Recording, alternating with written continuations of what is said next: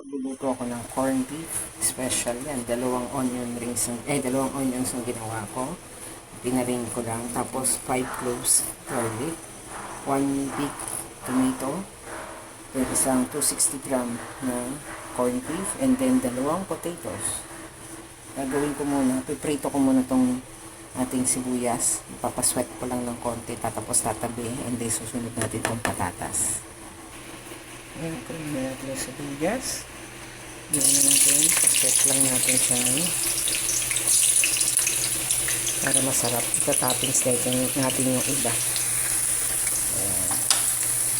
Mix lang. Tapos hanguin natin yan.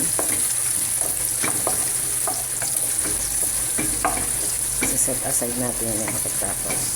Ipupito ko muna yung patatas. Ayan, nangangamoy na yung ating sibuyas. Pwede na natin set aside yan para maprito na natin yung ating mga patatas. Ayan, nakaset aside na yung ating sibuyas. Ito na next natin, yung mga patatas. Ayan, dahil gusto kong pritong-prito yung ating patatas.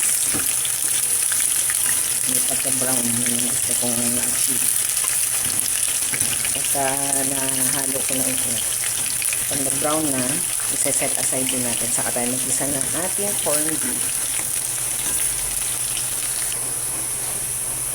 May mga brown na yung ibang potatoes natin.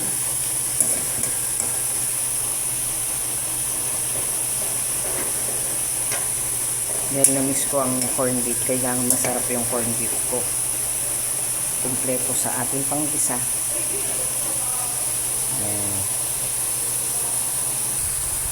Pwede na natin ito i-set aside kasi nag-brown na.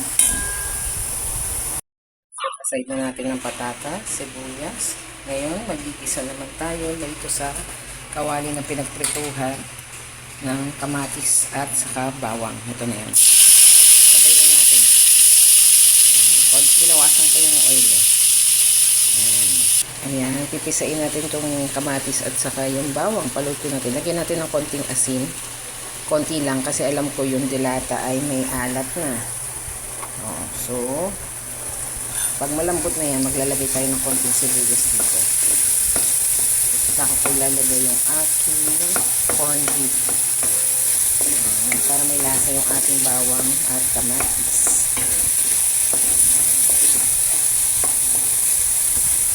Pwede na natin ilagay yung ating corned beef. Yan, naglagay na ako ng konting sibuyas. Lagay na natin yung ating delatang corned beef.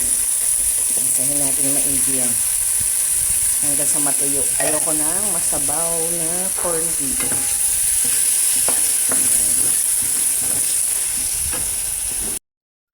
Corned beef rice for breakfast.